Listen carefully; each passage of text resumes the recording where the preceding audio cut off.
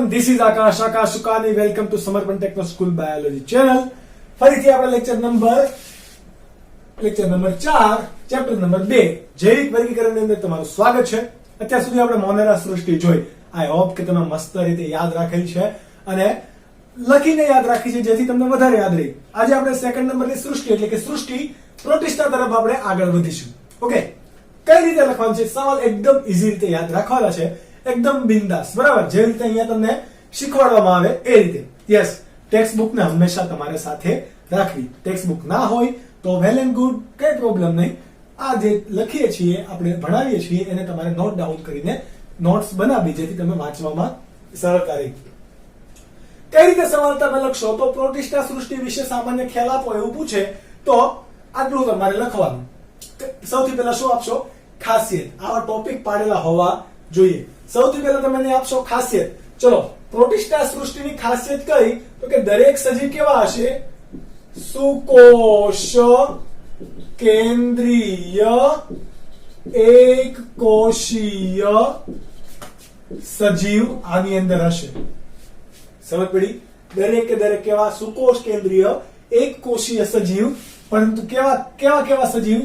વનસ્પતિ, ફૂગ અને પ્રાણી. વનસ્પતિ, ફૂગ, પ્રાણી આ બધા જ અહીંયા ભેગા હશે, બરાબર? અલગ અલગ સૃષ્ટિમાંથી, પરંતુ કેવા છે? એક કોષીય. તો બધા આ સૃષ્ટિમાં એનો સમાવેશ કરેલો હશે.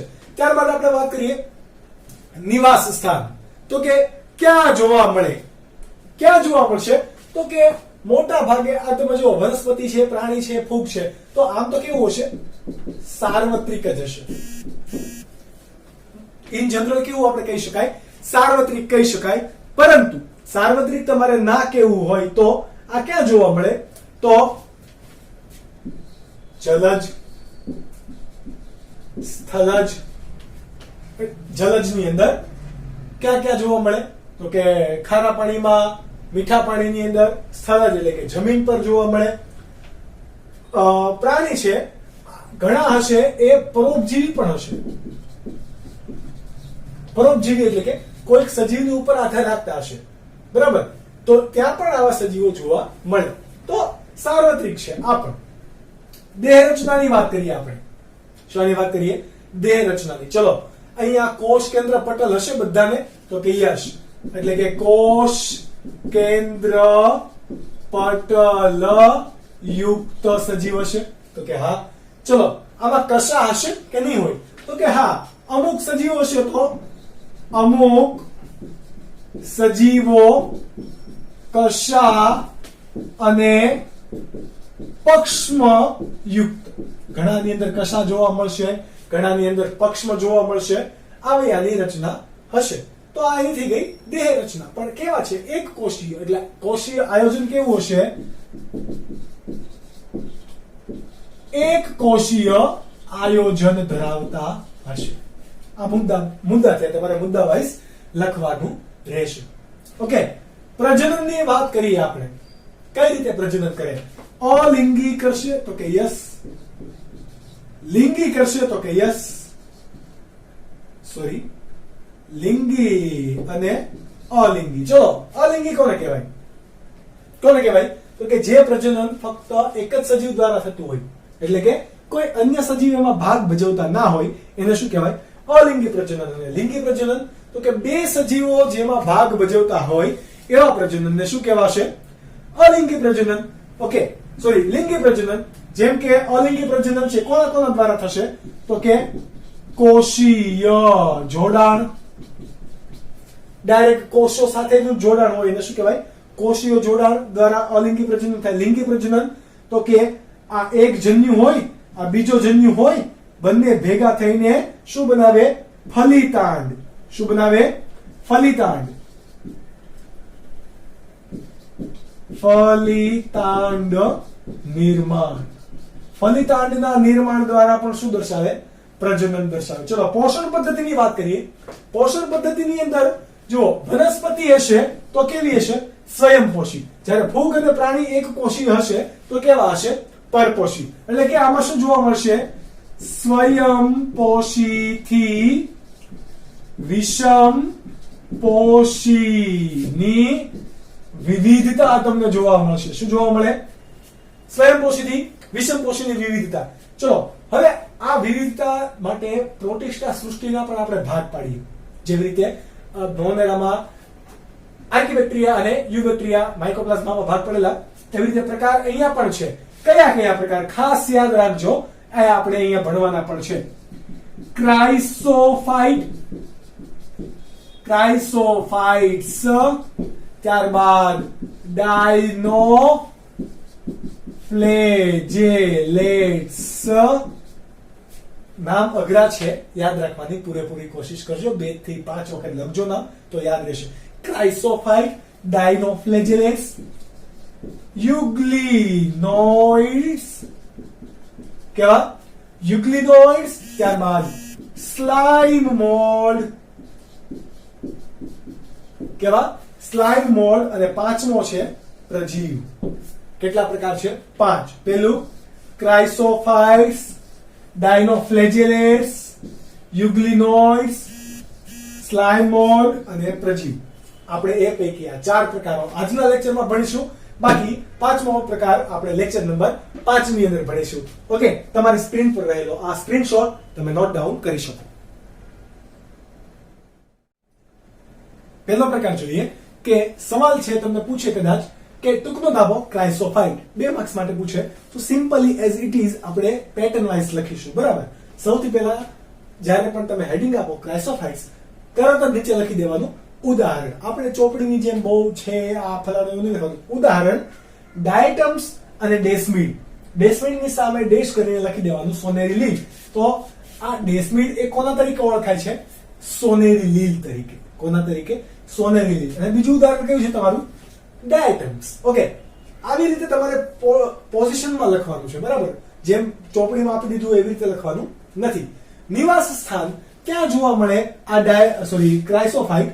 ઓકે, તો મોટા ભાગના પ્રોટિસ્ટા હોય, આમ તો સાર્વત્રિક આપણે કહીએ, પરંતુ 95% પ્રોટિસ્ટા એ કેવા હશે? તો કે જલજ હશે, પાણીમાં વસતા હશે. બરાબર? કોક જ રેર કેસ હશે કે જે બહાર જોવા મળે નિવાસ સ્થાનમાં. બરાબર? તો નિવાસ સ્થાન આનું પણ કેવું છે? જલજ.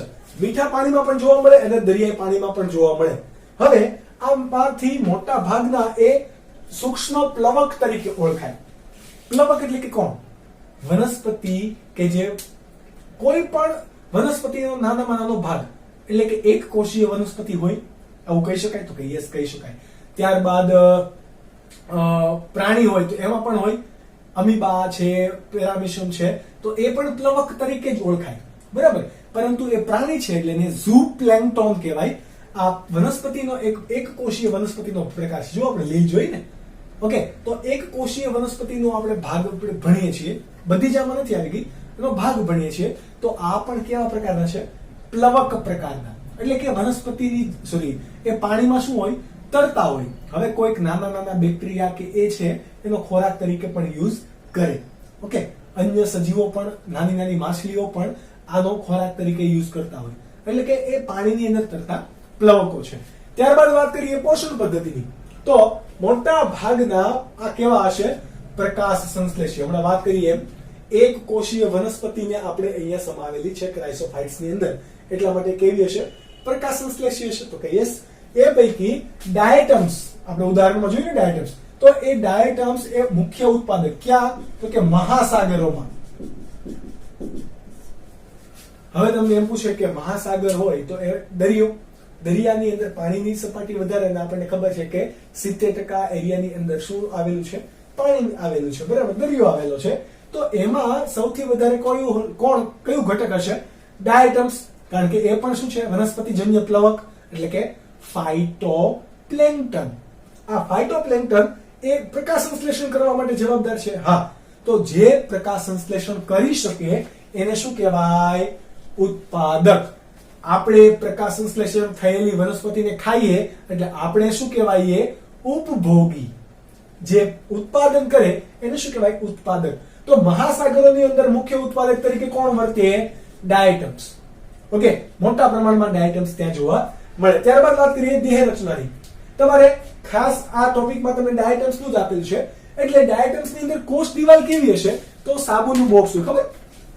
સાબુનું બોક્સ હોય એટલે કે આમ કરીને આમ બંધ થઈ જાય, અંદર તમે સાબુ મૂકી દો પછી બંધ થઈ જાય. પણ કેમ? એના ફરતે બે કવચ હોય, એટલે કે જે બોક્સ છે આવી રીતે આમ બંધ થઈ જાય.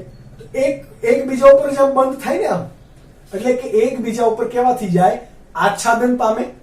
જો આવી રીતે એવા પ્રકારના શું હશે? બોક્સ જેવી રચના હશે. એટલે કે ડાયટમ્સનો કોષ દિવાલ સાબુના બોક્સની જેમ પાતળા આચ્છાદિત કવચયુક્ત હશે. કેટલા કવચ હશે? બે, પણ કેવા? પાતળા અને આચ્છાદિત, એટલે કે એકબીજાને ઢાકે એમ. આવા પ્રકારની કોષ દિવાલ હશે. અને આ કોષ દિવાલ શાની બનેલી હશે? સિલિકાની. સિલિકા એટલે કે રેતી, બરાબર? હવે તમે દરિયાની અંદર દરિયાઈ રેતી મળે છે. આ દરિયાઈ રેતી આવે ક્યાંથી? તો ખબર પડી કે આ દરિયાઈ રેતી આવે છે એ માટે જવાબદાર કોણ હશે? ડાયટમ્સ. બધી જ દરિયાઈ રેતી નહીં, પરંતુ મોટા ભાગનો ભાગ એમાં કોનો હશે? ડાયટમ્સ નો હશે. એની અંદર કદાચ એક સજીવ હતું, હવે એ ડાયટમ્સ મરી ગયું છે, પરંતુ આ કોષ દિવાલ રેતી છે એટલે કે સિલિકા છે, એટલે વિઘટન પામતી નથી. વિઘટન ના પામે, સજીવ અંદર મરી જશે, ડાયટમ્સ અંદર વનસ્પતિ મરી ગઈ, પરંતુ એની કોષ દિવાલ ખૂબ જ મજબૂત છે, એટલે કે કોષ દિવાલ તો તેની અંદર પડી રહી, એટલે કે શું બની ગઈ? હવે રેતી બની ગઈ, બરોબર? ખૂબ વધારે મજબૂત બની ગઈ. એટલે માટે જો આવી રેતી પડી જ રહી તો એ નીચે એક શું બનાવી દેશે? રેતીનું થર બનાવી દેશે. તો કે હા, અને આ લાખો વર્ષ સુધી જો આવી રેતી પડી રહે તો કોષ દિવાલની જમાવટ થશે દરિયાની સપાટીમાં. તો એ સપાટીને શું કહેવાય? ડાયટોમેસિયસ પૃથ્વી. શું કહેવાય? ડાયટોમેસિયસ પૃથ્વી. એટલે કે અત્યારે પૃથ્વીના પેટાળની અંદર દરિયાની જે સપાટી છે જ્યાં રેતી જોવા મળે છે એ પૃથ્વીના ભાગ અથવા તો એ રેતીના ભાગ, એ જમીનના ભાગને શું કહેવાશે? ડાયટોમેસિયસ પૃથ્વી. ચલો હવે એની છે ઉપયોગિતા. ઉપયોગિતા ક્યાં ક્યાં થાય? હવે રેતી છે, બરાબર? તમે રેતી હાથ પર ઘસજો, બરાબર? તમે હાથ પરથી એ મેલ દૂર કરવા જેવું થયું.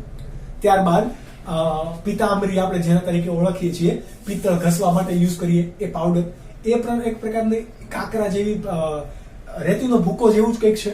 ઓકે, કે જે ઘસીએ તો શું થાય? ચળકાટ આવે. એવી રીતે કોઈ પણનું પોલિશિંગ અથવા તો ચળકાટ લાવવો હોય તો પોલિશિંગ કરવા માટે શું કરવામાં આવે? આ ડાયટમ્સનો રેતીનો યુઝ કરવામાં આવે. ત્યારબાદ ચાસણીના ગાળણ માટે પણ, ચાસણીના ગાળણ એટલે કે એક ડાયટમ્સની રેતીનું જે લેયર હોય એ લેયર બનાવી દેવામાં આવે. હવે એની અંદર નાના નાના છિદ્રો રહેશે, ઉપરથી તમે ચાસણી દાખલ કરો. અત્યારે આપણા પાસે ઘણા બધા ગાળણો આવી ગયા છે, બરાબર? ગળણી આવી ગઈ છે, ત્યારબાદ અમુક મોટા મોટા ફિલ્ટર પેપર આવી ગયા છે કે જેમાંથી આપણે આસાનીથી બધી વસ્તુ ગાળણ કરી શકીએ. પણ આવું નહોતું ત્યારે આ ચાસણીના ગાળણમાં કોણ વપરાતું હતું? ડાયટમ્સની કોષ દિવાલ. તો આ વાત થઈ ગઈ એની ઉપયોગિતાની, કે જે તમારી સ્ક્રીન પર છે, તમે નોટ ડાઉન કરી શકો. ફરીથી આગળ ત્રીજો એટલે કે બીજો પ્રકાર, ડાયનોફ્લેજેલેટ્સ. ટૂંકનો નામ ડાયનોફ્લેજેલેટ્સ. ફરીથી તમારે એઝ ઇટ ઇઝ એક્ઝામ્પલ લખવાના. એક્ઝામ્પલ 3 તમારે યાદ રાખવાના છે. અહીંયા ગોનિયાલેક્સ, નોક્ટિલુકા અને સેરાટિયમ. કયા? ગોનિયાલેક્સ, નોક્ટિલુકા અને સેરાટિયમ. વાત કરીએ એના નિવાસ સ્થાનની, તો આ તમે 5 એક વસ્તુ ખબર હોવી જોઈએ, એ તમારે દર્શાવવાનું દરેક ક્વેશ્ચન્સની અંદર. ઓકે, નિવાસ સ્થાન તો કેવા હશે? બધા મોટા ભાગના પ્રોટિસ્ટા કેવા છે? જલજ. એમાં પણ મોટા ભાગે કેવા? દરિયાઈ. તો આ દરિયાઈ છે. ઓકે, ત્યારબાદ પોષણ પદ્ધતિની વાત કરીએ તો પ્રકાશ સંશ્લેષણ દ્વારા એ ખોરાક મેળવશે, એટલા માટે પ્રકાશ સંશ્લેષણ. ત્યારબાદ અહીંયા દેહ રચનાની વાત કરવાની છે. દેહ રચનાની અંદર આપણને ખ્યાલ છે કે વનસ્પતિના પર્ણો લીલા રંગના કેમ દેખાય? તો કે એની અંદર રંજક દ્રવ્ય કણ તરીકે ક્લોરોફિલ આવેલું છે કે નહીં? ક્લોરોફિલ A, ક્લોરોફિલ B, આવા વિવિધ એના પ્રકાર હોય, બરાબર? પીળા રંગ માટે ઝેન્થોફિલ, કેરોટીનોઇડ્સ એટલે કે નારંગી રંગ માટે આવા વિવિધ પ્રકારના રંજક દ્રવ્યો કોઈ પણ રંગ માટે જવાબદાર હોય એને શું કહેવાય? રંજક દ્રવ્યો. ક્યાં આવેલા હોય? કોષમાં. તો એવી રીતે કોષમાં આ સજીવોના કોષની અંદર પણ રંજક દ્રવ્યના આધારે પીળા રંગના, લાલ, રાતા, બદામી કે વાદળી રંગના સજીવો હોય. ઓકે, આ એની એક ખાસિયત છે કે વિવિધ કલરના તમને જોવા મળશે. કોના આધારે? રંજક દ્રવ્યોના આધારે. ઓકે, હવે એક મસ્ત એની રચના છે કે એમાં બે શું જોવા મળશે? કશા જોવા મળશે કે જેના દ્વારા શું કરે? એ તરી શકે, બરાબર? આવી રીતે કશા હોય તો મુવમેન્ટ કરીને પાણીની અંદર એ શું કરે? તરી શકે. ઓકે, તો આ કશા પ્રજનનના કાર્યમાં મદદ કરશે. બરાબર. હવે એની કોષ દિવાલ જે છે એ કોષ દિવાલની વાત કરીએ. કોષ દિવાલ એકદમ મજબૂત હશે. કેવી? એકદમ મજબૂત હશે. કેમ મજબૂત હશે? તો કે આ કોષ દિવાલની જે બહારનું લેયર જે છે એ શાનું બનેલું હશે? સેલ્યુલોઝનું મજબૂત તકતી હશે. ત્યાં શું હશે?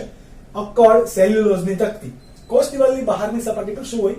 સેલ્યુલોઝની મજબૂત તકતી, અક્કડ તકતી. એના કારણે એની કોષ દિવાલને ઝડપથી આપણે નાશ કરી શકાશે નહીં. સજીવ કેવું રહેશે? અહીંયા સેફ રહેશે. એની રક્ષણ માટેની આ અનુકૂલન છે. હવે આપણે જે બે કશાની વાત કરતા હતા એ બે કશા સજીવ આવું છે. આ શું છે? વચ્ચે એક ખાંચ પડે છે. શું પડે? ખાંચ. આ એક કશા કેવી હશે? બહાર તરતી હશે. એક મોટી કશા હશે, એક બીજી કશા હશે ને એ આવી રીતે હશે ખાંચની અંદર. એટલે કે એક આયામ પથરાયેલી કશા હશે કે જે તરવામાં મદદ કરશે, ડિસ્ટન્સ કાપવામાં મદદ કરશે, જ્યારે બીજી હશે એ તકતીની ખાંચમાં હશે. કોણ? કશા. ઓકે. એટલે ઘણા ડાયનોફ્લેજેલેટ્સ કેવી બે કશા ધરાવતા હશે. એ પૈકી એક આયામ પથરાયેલી, એક બીજી તકતીની ખાંચમાં જોવા મળશે. પ્રજનન તો કે આની મેઇન ખાસિયત છે કે કોઈ લિંગી પ્રજનન કરતું નથી. ફક્ત ને ફક્ત કયું? અલિંગી પ્રજનન કરે છે. ફક્ત ને ફક્ત કયું પ્રજનન કરે? અલિંગી પ્રજનન કરે છે. તો આ એક એની એક ખાસિયત પણ થઈ. આ યાદ રાખવી, તમને એમસીક્યુ ની અંદર પૂછી શકે. ત્યારબાદ વિશિષ્ટતા જોઈએ. આપણને ખબર છે કે રાતો સમુદ્ર, આપણને તે લાલ પાણીનો વળી સમુદ્ર હશે. લાલ પાણી તો વળી શાનું હશે? તમે ઘણી વખત એવા કેસ પણ જોયા હશે કે જ્યાં લાલ કલરનો વરસાદ થયો. આપણા ઇન્ડિયામાં કેરળની અંદર બહુ વખત થયો. લાસ્ટ 2011 ની અંદર થયો હતો. ઓકે. તો આને પહેલા લોકો એવું માન્યતા માનતા કે લાલ વરસાદ થાય ને એટલે લોહીનો વરસાદ છે, એટલે બહુ વર્ષ ખરાબ જવાનું, અને એવી મેન્ટાલિટી વિકસાવી લેતા કે બહુ પાપ વધી ગયું છે ને આવું બધું. પણ હારે કાંઈ આવું છે નહીં. આ બધા માટે જવાબદાર કોણ છે? તો કે એ છે તમારું ગોનિયા લેક્સ. એક પ્રકારના પ્રોટિસ્ટા ડાયનોફ્લેજેલેટ્સ છે. તમે ન્યૂઝમાં જોતા હશો તો એવું કહેશે કે એક પ્રકારની લીલ છે કે જેના કારણે આ લાલ કલર જોવા મળે. તમે યુટ્યુબ પર સર્ચ કરજો લાલ વરસાદના. તમે જો એક ફોટો હું તમને દેખાડી દઉં. આ ફોટો જુઓ, લાલ વરસાદનું પાણી, કેરળનો ફોટો છે. બરાબર. ત્યારબાદ આવા લાલ સમુદ્ર વિશે પણ તમે સાંભળ્યું છે. તો એમાં લાલ પાણી શાના કારણે છે? તો કે ગોનિયા લેક્સ એક પ્રકારનું શું છે? ગોનિયા લેક્સ એક પ્રકારનું ડાયનોફ્લેજેલેટ છે. એમાં બહુ ત્વરિત બહુગુણન થાય, એટલે કે એની સંખ્યામાં ખૂબ જ વધારો થઈ જાય અને એ કેવા કલરનું દેખાય છે? માળું લાલ રંગનું. કેવું દેખાય? લાલ રંગનું દેખાય. હવે બહુ બધી એની સંખ્યા વધી જાય, હદ કરતા વધી જાય તો ભરતી ને ઓટ આવે, જ્યારે પાણી નજીક આવે તો એ પાણી ઓબ્વિયસલી કેવા કલરનું દેખાવાનું? લાલ રંગનું દેખાવાનું. એટલે રાતા રંગનો સમુદ્ર માટે જવાબદાર કોણ છે? ગોનિયા લેક્સ. ત્યારબાદ વાત કરીએ કે એ સજીવોની અંદર એટલે કે ડાયનોફ્લેજેલેટ્સ એના રક્ષણ માટે એક વિષ દ્રવ્ય પણ મુક્ત કરે. બરાબર. એનો સ્ત્રાવ કરે. તો એ સ્ત્રાવના સંપર્કમાં જો કોઈ પણ દરિયાઈ પ્રાણી અથવા માછલી આવે તો એનો શું થાય? નાશ થઈ શકે. ઓકે. આ બાબત તમે ખાસ કરીને યાદ રાખજો. આ વાત થઈ ગઈ આપણા ડાયનોફ્લેજેલેટની. તમારી સ્ક્રીન પર સ્ક્રીનશોટ છે એ તમે જોઈ શકો. વિધાઉટ વેસ્ટિંગ ટાઈમ આપણે જોઈએ ત્રીજો પ્રકાર, યુગ્લિનોઇડ્સ. તો કે ઉદાહરણ તરીકે કોણ યાદ રાખવાના? યુગ્લિનોઇડ પરથી યુગ્લિના. ત્યારબાદ બે નવા ઉદાહરણ યાદ રાખવાના, અસ્ટાસિયા અને પેરાનોમા. કયા કયા? યુગ્લિના, અસ્ટાસિયા અને પેરાનોમા. તમને એક યુગ્લિના ઉદાહરણ આપેલું છે ટેક્સ્ટ ની અંદર, પરંતુ બે ત્રણ વધારે યાદ રાખવાના. નીટની અંદર આનાથી વધારે તમારે આવવાના છે અને ડિટેલમાં આપણે ભણવાના છીએ. પણ એ પહેલા તમે બેઝિક તમારું ક્લિયર કરી લો. નિવાસસ્થાનની વાત કરીએ તો મોટા ભાગે કેવા છે? સ્થિર મીઠા પાણીમાં, એટલે કે નદીમાં ના જોવા મળે. કેમ? તો કે વહેતું પાણી હોય. સ્થિર એટલે કે તળાવ, સરોવર, કૂવો, આ બધા પાણી કે જે મીઠા પાણીના સ્ત્રોત છે એમાં જોવા મળશે. ત્યારબાદ પોષણ પદ્ધતિની વાત કરીએ તો વનસ્પતિની જેમ ઘણા પ્રકાશસંશ્લેષી છે. કેમ? તો કે ઘણા ઉચ્ચ કક્ષાની વનસ્પતિમાં જોવા મળે એવા રંજક દ્રવ્યોની હાજરી પણ ધરાવે છે. એની દેહરચનાની વાત કરીએ તો મોટા ક્લોરોફિલ એ, ક્લોરોફિલ બી, સેન્થોફિલ, કેરોટીનોઇડ્સ, આ બધા ઉચ્ચ કક્ષાની વનસ્પતિમાં રંજક દ્રવ્યો જોવા મળે. એ કોણ ધરાવે? યુગ્લિનોઇડ્સ ની અંદર પણ જોવા મળે. એટલે કે આ યુગ્લિના એ વનસ્પતિ જેવું છે અને આમ થોડુંક પ્રાણી જેવું પણ છે. એટલે કે બંનેને જોડતી કડી છે. સમજ પડી? આ એક વસ્તુ યાદ રાખજો, નીટ માટે પણ ઇમ્પોર્ટન્ટ છે. ત્યારબાદ અમુક યુગ્લિનોઇડ્સ હશે એ ફૂગની જેમ મૃતોપજીવી હશે. એટલે કે મૃત ઘટક પર આધાર રાખે, વિઘટન પામતા ઘટક પર આધાર રાખે. ઓકે, જે સજીવ મરી ગયા છે એને ખાશે, એને કહેવાય મૃતોપજીવી. અને અમુક એવા સજીવો હશે કે પ્રકાશ ના મળે, ડાયનોફ્લેજિલેટ્સ એવા, સોરી યુગ્લિનોસ અમુક એવા પણ હશે કે જો પ્રકાશ ના મળે તો શું કરે, એ સૂક્ષ્મ જીવોનું ભક્ષણ કરી દે. શું કરે? સૂક્ષ્મ જીવોનું ભક્ષણ કરે. એમાંથી તમારે યાદ રાખવાનું છે યુગ્લિના. આ યુગ્લિના એ વનસ્પતિ અને પ્રાણી બંનેને જોડતી કડી છે. બંનેને જોડતી કરી એટલે કે નથી પ્રાણી નથી વનસ્પતિ, આવું કંઈક. શા માટે વનસ્પતિ? તો કે એ વનસ્પતિની જેમ રંજક દ્રવ્યો ધરાવે છે, એટલે કે ક્લોરોફિલ ધરાવે છે, પરંતુ આને પ્રકાશ સંશ્લેષણ કરીને પોતા માટે ખોરાક જ બનાવતી. ખોરાકની પદ્ધતિ કોની છે? પ્રાણી જેવી, એટલે કે વિષમપોષી છે. એટલા માટે એ કેવી છે? બંનેને જોડતી કડી. ના એને વનસ્પતિ કહી શકાય. ઓકે, દેહરચનાની વાત કરીએ તો દેહરચનામાં કોષ દિવાલના, એમાં કોષ દિવાલનો અભાવ હોય. શું હોય? કોષ દિવાલ જોવા મળશે નહીં, કોષ દિવાલ ગેરહાજર છે. એના બદલે પ્રોટીન યુક્ત નરમ આવરણ છે. શું છે? પ્રોટીન યુક્ત નરમ આવરણ, કે જેને શું કહેવાશે? છાદી. આ MCQ ની અંદર ઓલરેડી ગુજરાત બોર્ડમાં પૂછાઈ ગયું છે, નીટમાં પણ એક વખત પૂછાઈ ગયેલું છે, તો તમે ધ્યાન રાખજો. પ્રોટીન યુક્ત આવરણ, આ છાદી એકદમ નરમ હશે, એટલે શરીર એનું સજીવનું દેહ છે એ વળી શકે આટલું નરમ હોય. ઓકે, ત્યારબાદ વાત કરીએ એમાં કેટલી કશા હશે? 2 કશા, એક લાંબી અને ટૂંકી. જેમ કે આપણે યુગ્લિના દોરીએ, આવું યુગ્લિના સજીવ છે, બરાબર, આ એનું કોષ કેન્દ્ર વગેરે વગેરે. તો અહીંયાથી આ 1 અને આ 2 કશા જોવા મળશે. આ પૈકી એક લાંબી હશે, એક કેવી હશે? ટૂંકી. સમજ પડી? આ કશાનું કામ શું હોય? તો કે પ્રચલનમાં, પાણીની અંદર જોવા મળે એટલે કે એ પાણીનો વેગ કાપીને શું કરશે? પ્રચલનમાં મદદ કરશે. આ વાત થઈ ગઈ કોની? દેહ રચનાની. હવે વાત કરીએ પ્રજનનની. કઈ કઈ રીતે પ્રજનન કરશે? કાં તો કોષ વિભાજન કરે, કાં તો દ્વિભાજન કરે. એટલે કે પદ્ધતિ કઈ છે? ભાજન. આ ભાજનના પેટા પ્રકાર છે. ભાજન એટલે કે ભાગલા પડવા. કોષ વિભાજન, તો કે આપણે કોષ વિભાજન ઓલરેડી ભણી ગયા કે કઈ રીતે થશે. આ એક કોષ હોય, આ કોષની અંદર આ બંને ખાંડ અંદરની તરફ આવશે, એટલે કે આવી રીતે, બરાબર. આ અંદરની તરફ આવી ગયા, ધીરે ધીરે વધારે અંદર આવીને 2 કોષ અલગ અલગ પડી ગયા, બરાબર. આ યુગ્લિના છે, તો યુગ્લિનાની અંદર શું થશે? દ્વિભાજન થશે. આ ખાંચ જે છે ને યુગ્લિનાની, એ અંદર ને અંદર જતી જશે.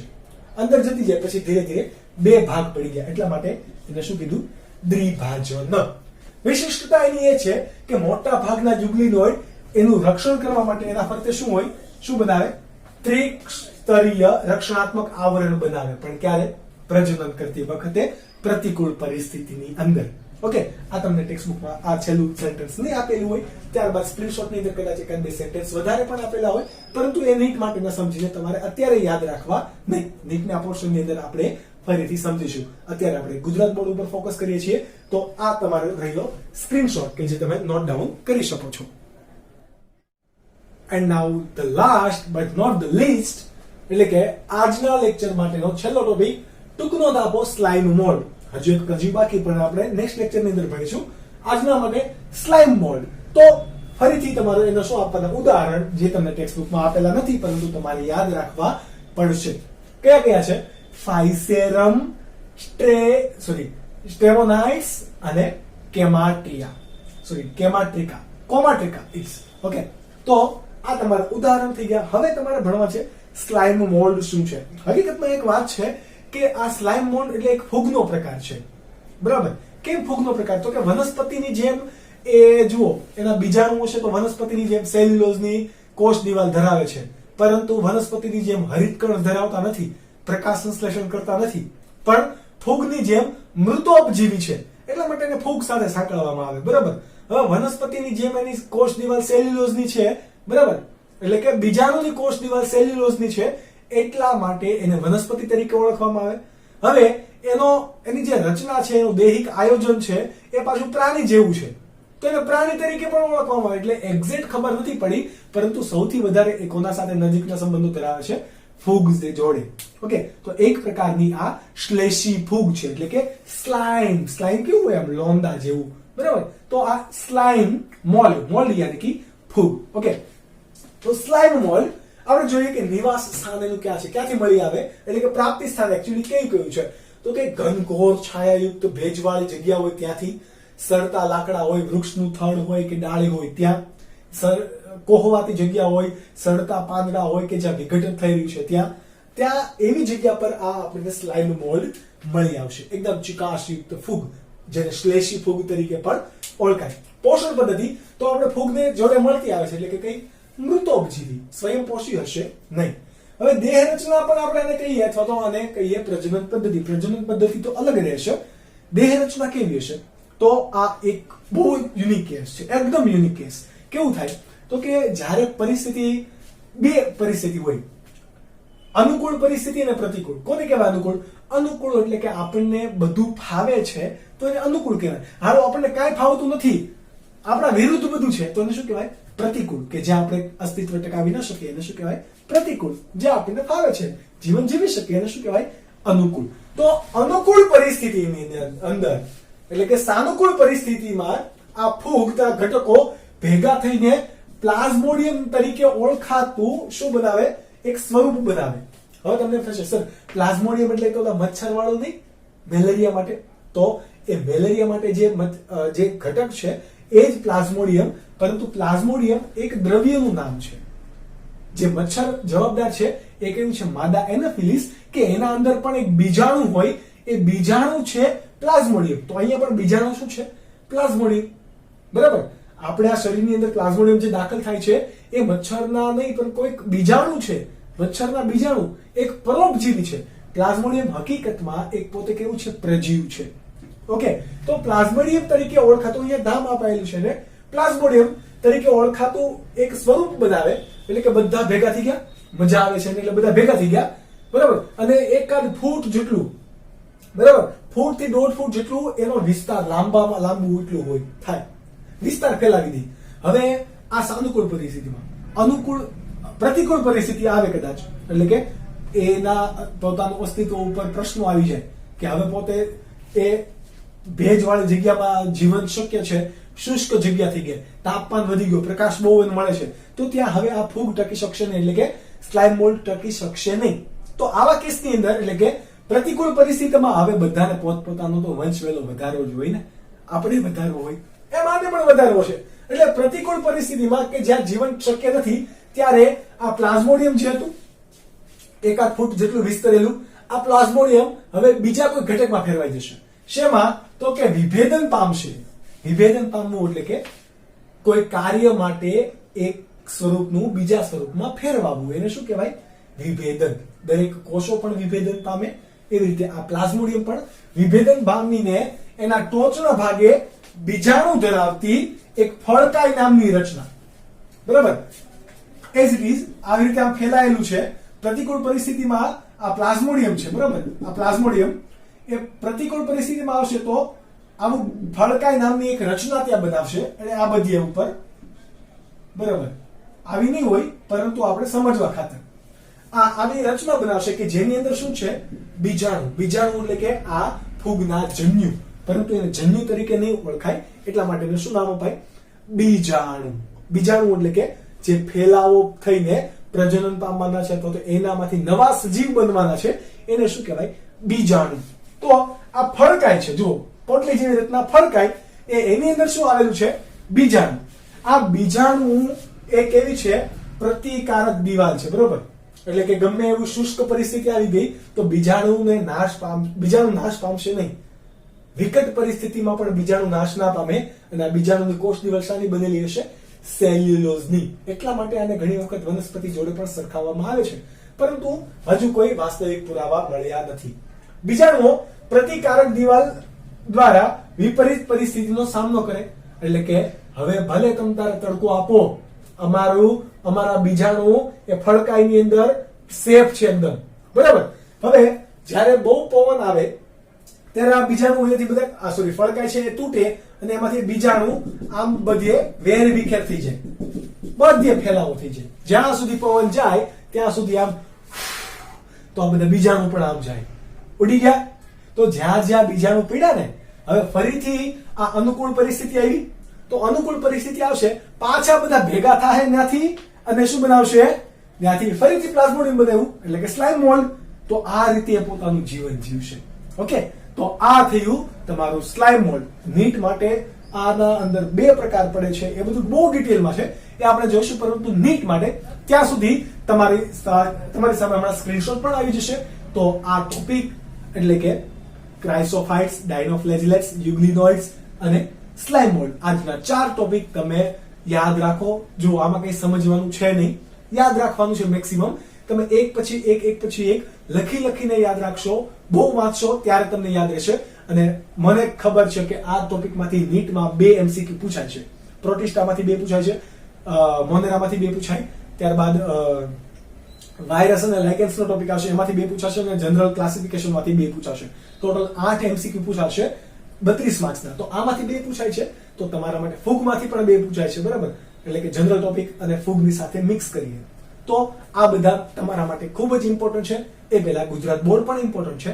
તો આને તમે વાંચતા રહો, યાદ રાખો, મસ્ત રહ્યો. પ્લીઝ પ્લીઝ પ્લીઝ ઘરમાં રહો, કારણ કે સ્થિતિ બહુ જ ગંભીર થઈ રહી છે અને ખૂબ ગંભીર થવાની છે. મહેનત કરો, આપણું કામ જ છે. તો મળીએ લેક્ચર નંબર 5 ની અંદર. ત્યાં સુધી bye bye and take care.